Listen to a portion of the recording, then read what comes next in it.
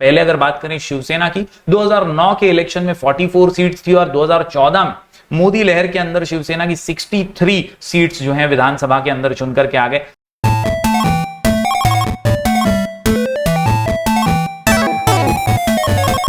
Hello everyone, मैं हूं जयेश राजगोर और स्वागत है आप सभी का इस नए इंटरेस्टिंग यूट्यूब वीडियो में। दोस्तों, हम पढ़ रहे हैं क्लास 10th महाराष्ट्र बोर्ड का हिस्ट्री एंड पॉलिटिकल साइंस। ये है चैप्टर नंबर 3 पॉलिटिकल साइंस का पॉलिटिकल पार्टीज का लेक्चर नंबर 3। जी हां दोस्तों, पिछले कुछ वीडियोस में हमने जाना features of political parties, regional level और नेशनल लेवल की पार्टीज होती हैं, उसमें से नेशनल लेवल की जो पार्टीज हैं ऑल ओवर इंडिया, उनके बारे में पिछले वीडियो में हमने जाना। और आज का ये जो वीडियो है ये एक इंफॉर्मेटिव वीडियो है जिसमें हम जानेंगे about the major regional parties of our country. यानी दोस्तों, रीजनल पार्टीज का महत्व भी बहुत बढ़ गया है पिछले कई वर्षों में। इलेक्शन दर इलेक्शन ये समीकरण चेंज होता रहता है और कई जगहों पर ऐसा देखा जाता है कि नेशनल पार्टीज जो होती हैं वो मजबूती से आगे बढ़ती रहती हैं और रीजनल पार्टीज को उतना फुटेज नहीं मिल पाता। लेकिन पिछले कई वर्षों में ये समीकरण बदला है, ये सिचुएशन चेंज हुई है और रीजनल पार्टीज का भी दबदबा अपने अपने रीजन्स में बहुत बड़ा है। यस, इसीलिए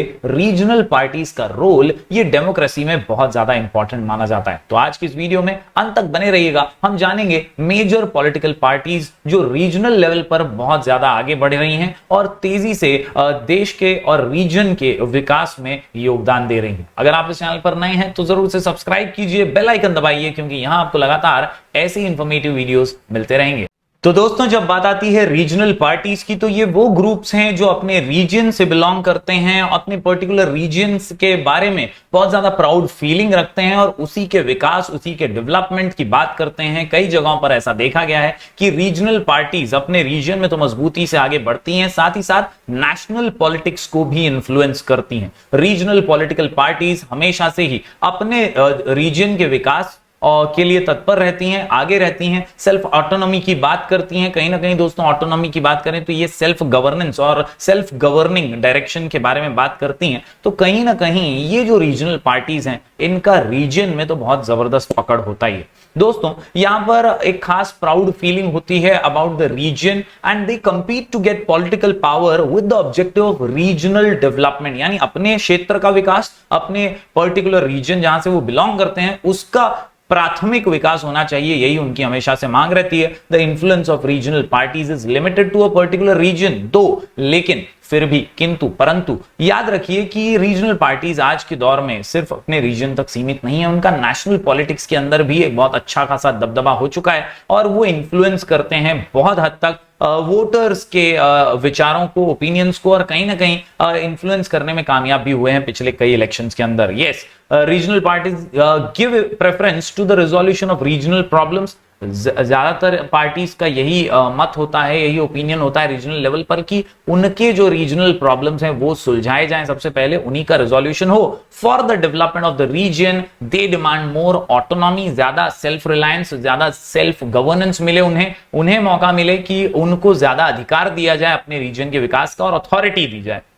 Though they cooperate with the federal government, they try to protect their autonomy as well। यानी वो अक्सर जो फेडरल स्ट्रक्चर है इसमें केंद्र सरकार का तो सम्मान करना ही पड़ेगा, उन्हें उनका ध्यान तो रखना ही पड़ेगा, लेकिन इसके साथ साथ वो हमेशा अपनी ऑटोनॉमी, अपने सेल्फ गवर्नेंस को भी आगे लेकर जाते रहे। जैसे हम उदाहरण के तौर पर अगर महाराष्ट्र की सरकारों के बारे में डिस्कस करें तो यहां पर शिवसेना, कांग्रेस और एनसीपी के गठबंधन की सरकार है। रीजनल लेवल पर शिवसेना बहुत ही स्ट्रांग और मजबूत पार्टी मानी जाती है, मराठी मानुस के मुद्दे को लेकर के हमेशा आगे बढ़ती रहती है। तो आज जब उनका सीएम है तो ऐसा नहीं है कि वो केंद्र के साथ हमेशा जो है उनके फॉलो नहीं करेंगे, उनके रूल्स एंड रेगुलेशंस को, फेडरल स्ट्रक्चर को तो फॉलो करना ही पड़ेगा, लेकिन अपनी ऑटोनॉमी को वो छोड़ेंगे नहीं, वो अपने मुद्दों को भी हमेशा आगे लेकर बढ़ते रहेंगे। For the development of the region they demand more autonomy and authority. Regional parties make several demands such as regional problems should be resolved at regional level. Political power should be in the hands of the people from the region and residents of the region should get preference in administration and jobs. तो ये एक हमेशा से ही basic सा मुद्दा रहा है कि आमच्या माणसांना नोकऱ्या भेटल्या पाहिजे, हमारे यहाँ पर हमारे लोगों को काम मिलना चाहिए, हमारे यहाँ पर रीजनल लेवल पर जो विकास है वो होना चाहिए, हमारे यहाँ पर जो रेसिडेंट्स हैं यहाँ के उन्हें प्रेफरेंस मिलनी चाहिए सरकारी एडमिनिस्ट्रेशन में, जॉब्स में, एक्सेट्रा। तो ये मांगे जो है ज्यादातर रीजनल पार्टीज की रीजनल लेवल पर अक्सर रही हैं। बात करते हैं दोस्तों changing nature of regional parties in India की, तो यहां पर दोस्तों जो नेचर है वो पहले कुछ अलग था और आज कुछ अलग है, बदले बदले से यार नजर आते हैं। तो यहां पर क्या है ये बदलाव, तो सबसे पहले इनिशियली अगर बात करें तो इनकी आइडेंटिटी अलग हुआ करती थी, ये अलग देश चाहते थे, बहुत सारे रीजनल लेवल पर ये आंदोलनों का हिस्सा बनते थे और इन आंदोलनों के अंदर ज्यादातर ये देखा जाता था कि रीजनल लेवल पर अलग खालिस्तान की डिमांड करना हो पंजाब के अंदर, या द्रविड़स्तान की डिमांड करना हो साउथ रीजन्स में, तमिलनाडु वगैरह के यहाँ पे, या जम्मू कश्मीर के हम खास तौर पर देखें तो वहां पर भी ये अलग ऑटोनॉमी चाहते थे। पहले से रीजनल पार्टीज का जो विचारधारा ओपिनियन रहा करता था वो इंडियन फेडरेशन से अलग होकर रहना चाहते थे। लेकिन धीरे धीरे जैसे जैसे भारत का विकास हुआ, भारत का डेवलपमेंट हुआ, आजादी के बाद से कई वर्षों में ये विचारधारा चेंज हुई, ओपिनियंस भी चेंज हुए। The demands of regional parties gradually changed, instead of an independent state they started demanding more autonomy. और अब वो जो है विचारधारा बदली है, अलग स्टेट की जगह अब वो अपनी ऑटोनॉमी ज्यादा चाहते हैं, उनका अधिकार ज्यादा चाहते हैं, वो चाहते हैं कि उनको अथॉरिटी मिले, उन्हें जो है ज्यादा अथॉरिटी मिले चेंजेस करने की, रीजनल लेवल पर डेवलपमेंट करने की। This was the second stage in the development of regional parties, और ये स्टेज जो था 1990s से स्टार्ट हो गया था। इसके बाद जो दौर आया दोस्तों, ये तीसरा लेवल था जहां पर रीजनल पार्टीज जो हैं अब वो डिमांड करने लगी डेवलपमेंट ऑफ द रीजन, वो अपने रीजन के बारे में बात करने लगी, अपने रीजन के विकास के बारे में बात करने लगी, और स्टेट और नेशनल लेवल पर हंगामा करते हुए इन्होंने अपना वर्चस्व दिखाने की कोशिश की। For example Shiv Sena, Telugu Desam party etcetera, ये कुछ ऐसी पार्टी हैं, चंद्रबाबू नायडू की पार्टी कहें या बाला साहब ठाकरे की बात करें, तो ये जो पार्टीज रही हैं ये एकदम सक्षम रही हैं, आगे रही हैं, जिन्होंने अपने रीजन के विकास के बारे में हमेशा बात की है। दोस्तों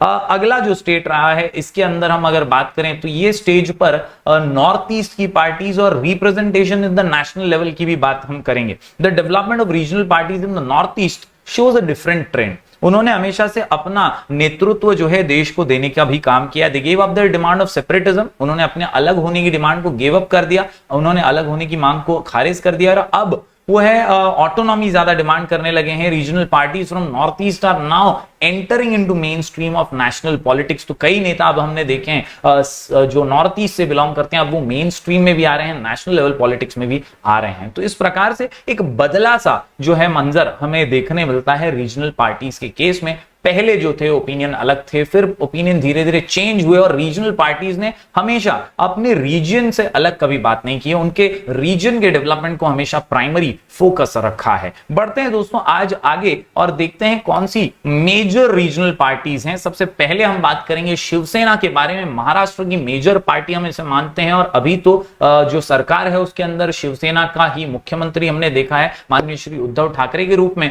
तो शिवसेना एक मेन पॉलिटिकल पार्टी रही है महाराष्ट्र में, which was established in 1966। Shri बाला साहेब ठाकरे के नेतृत्व में इस पार्टी का जन्म हुआ, और दोस्तों धीरे धीरे हिंदुत्व की ओर भी ये पार्टी बढ़ी। बीजेपी के साथ भी इस पार्टी का गठबंधन रहा कई वर्षों तक, हालांकि वो 2019 में आकर के इलेक्शंस के बाद टूटा, और अब जो है शिवसेना जो है ये ऑपोजिशन में चली गई, और कांग्रेस और एनसीपी के साथ महागठबंधन करते हुए इन्होंने अपनी सरकार बना ली। दोस्तों अब बात करें शिवसेना की, तो इनका ऑब्जेक्टिव जो रहा है शुरुआत से ही मराठी लैंग्वेज, मराठी अस्मिता, मराठी प्राइड के बारे में रहा है, और हमेशा से मराठी मानुस के मुद्दे पर ये आगे रही हैं। Protection of the rights of Marathi people, promotion of Marathi language, resistance to the people from other regions, ये ऑब्जेक्टिव्स ज्यादातर शिवसेना के प्रखर रहे हैं। After elections in 2019 formed government in alliance with Congress party and national Congress party. ये current scenario है जिसमें मुख्यमंत्री भी हमारे शिवसेना के हैं। तो इस प्रकार ये सबसे पहली और मेजर रीजनल पार्टी है महाराष्ट्र की। बढ़ते हैं दोस्तों अगली मेजर रीजनल पार्टी की ओर, तो यहां पर हम देख सकते हैं शिरोमणि अकाली दल।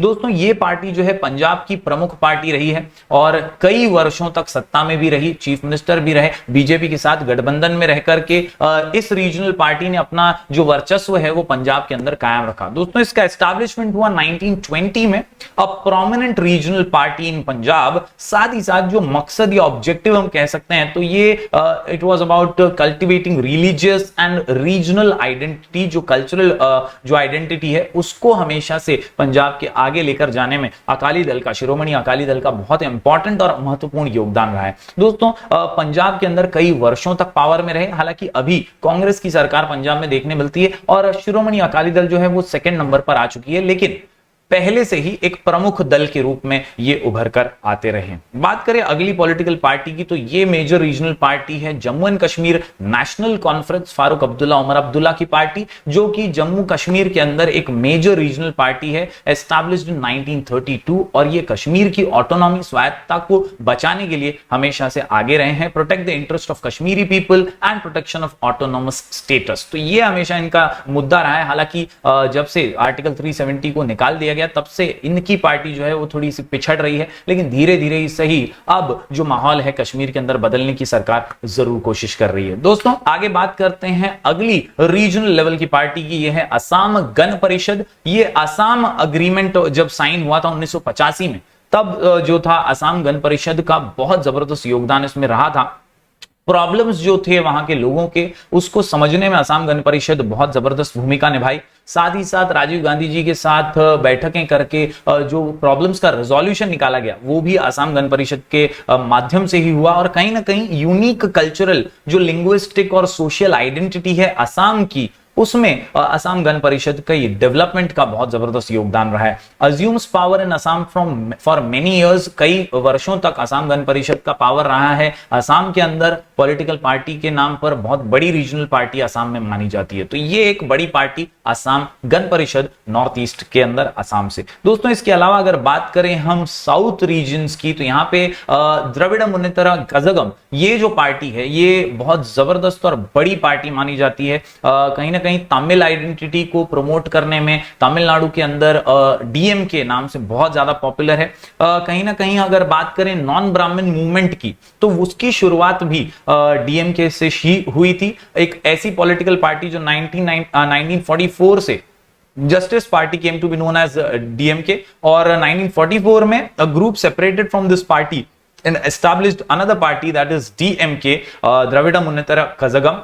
और धीरे धीरे जैसे ये पार्टी आगे बढ़ती गई, इसमें कई स्प्लिट्स हुए, कई आपस में इंटरनल क्लैशेस हुए, और उसकी वजह से एक और इसमें से ही विंग निकल कर आई डीएमके से, ऑल इंडिया द्रविड़ मुन्नेत्र कज़गम। ये एक पार्टी बनकर के सामने आई जहां पर करुणानिधि और जयललिता जैसे बड़े लीडर्स देखने मिले, जिन्होंने तमिलनाडु के डेवलपमेंट, तमिलनाडु के विकास से रिलेटेड जो बातें थी वो देश के सामने रखी। Protection of Tamil identity, member of coalition government at the centre for some years. तो एक अच्छा खासा यहां पर भी रीजनल पार्टी के रूप में काम डीएमके और एआईडीएमके ने किया। The party has support of voters from all section of society, it was in power for a long period and implemented many great policies in the particular region as well. तो ये कुछ 5 important regional level की political parties के बारे में हमने देखा दोस्तों आज की इस वीडियो में। यहां पर दोस्तों एक चार्ट है जो हमें रिप्रेजेंटेशन इन विधानसभा बताता है। महाराष्ट्र के अंदर जो भी पॉलिटिकल पार्टीज हैं उनके बारे में ये एक चार्ट हमें शो करता है। सबसे पहले अगर बात करें शिवसेना की, 2009 के इलेक्शन में 44 सीट्स थी, और 2014 में मोदी लहर के अंदर शिवसेना की 63 सीट्स जो हैं विधानसभा के अंदर चुनकर के आ गए। इसके अलावा एमएनएस की बात करें तो ये भी एक जबरदस्त रीजनल पार्टी है, मराठी मानुस के मुद्दे पर ये भी आगे आती है। 13 सीटें थी 2009 में, 1 पर सिमट कर रह गए 2014 में। पेजेंट्स एंड वर्कर्स पार्टी है, रिपब्लिकन पार्टी ऑफ इंडिया, बहुजन महासंघ है। इसके अलावा आठवले की, रामदास आठवले जी की रिपब्लिकन पार्टी ऑफ इंडिया है, समाजवादी पार्टी है।